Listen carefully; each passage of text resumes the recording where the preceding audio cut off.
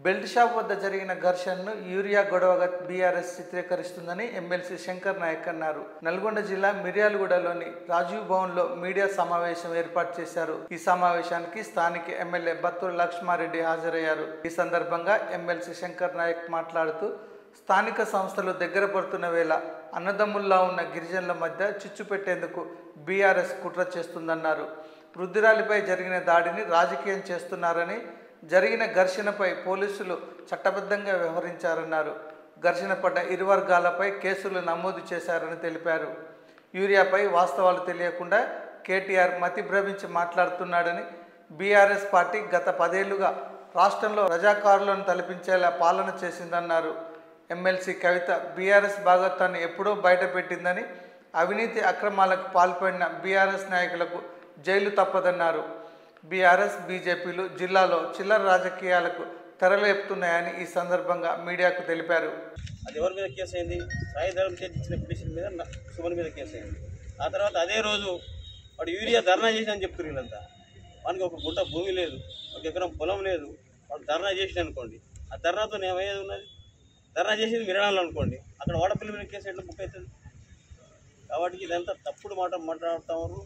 కావాలని కొంతమంది రాజకీయ నాయకులు పని పాట లేకుండా బీఆర్ఎస్ పార్టీ వాళ్ళు తీసుకుపోయి దీన్ని తప్పుదోవ పట్టించి ప్రభుత్వానికి చెడ్డ పేరు తేవాలని చూస్తూ ఉంటారు.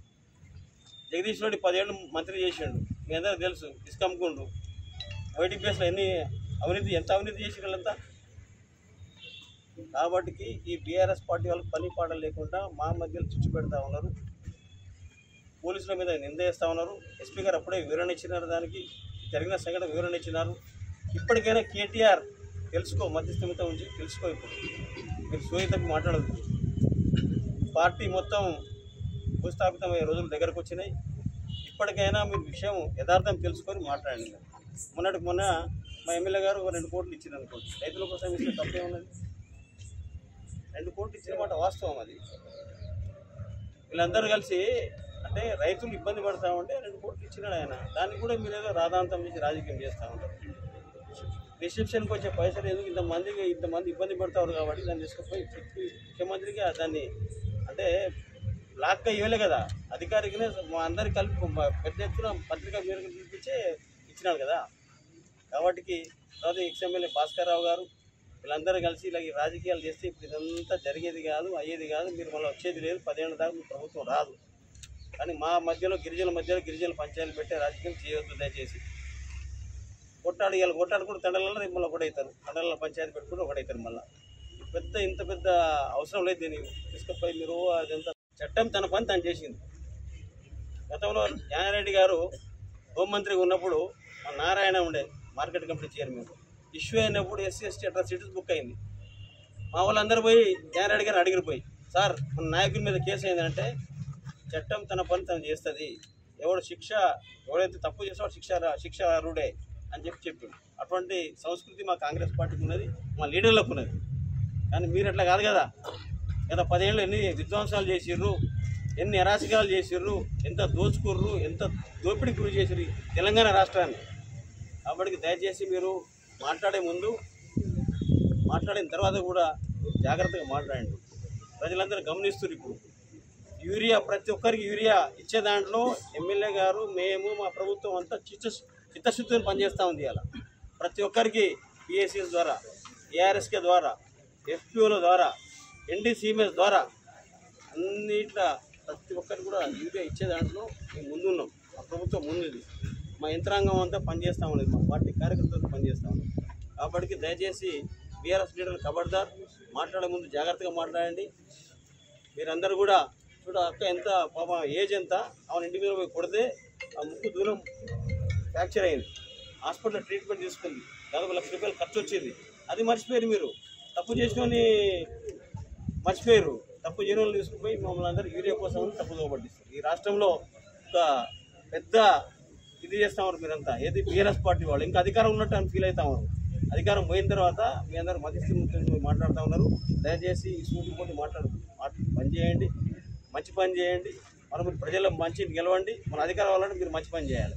ఇట్లా చెడు పని చేస్తే ఎవరు మిమ్మల్ని దేక్తారు? మళ్ళీ అధికారంలో జనం ఓట్లేసే పరిస్థితి మీకు లేదు.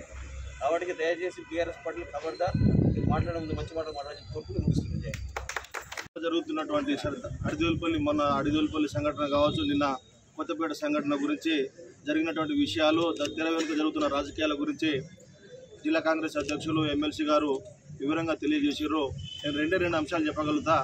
మరి గత 10 ఏళ్లలో నిన్న మరి ఇదే జగదీశ్వర్ రెడ్డి వచ్చి సిరాద్దీన్ పీఠు ఉన్నటువంటి జగదీశ్వర్ రెడ్డి 10 ఏళ్లలో మిర్యాలగూడ నియోజకవర్గాన్ని చేసిన అభివృద్ధి ఎంత, ఇవాళ వచ్చి గిరిజనుల మీద చిచ్చు పెట్టడానికి జగదీశ్వర్ రెడ్డిని తీసుకొని వచ్చిన భాస్కర్ రావు మరి ఇదే గిరిజనుల కోసం, ఈ గిరిజన అభివృద్ధి కోసం ఇదే జగదీశ్వర్ రెడ్డిని 10 ఏళ్ళ అధికారంలో ఉన్నప్పుడు ఆయన మంత్రిగా ఉన్నప్పుడు తీసుకొచ్చి ₹1 పని చేసినటువంటి దాఖలాలు లేని భాస్కర్ రావు ఇవాళ జగదీశ్వర్ రెడ్డిని తీసుకొచ్చి ఆయనకు మొహం చాటేసిండో లేకపోతే భాస్కర్ రావు రావడానికి ఏమి ఇబ్బంది ఉందో రాకుండా ఆయన బట్టి ఒక చెంచాగాలం పంపించి జగదీశ్వర్ రెడ్డిని తీసుకొని వచ్చిండు.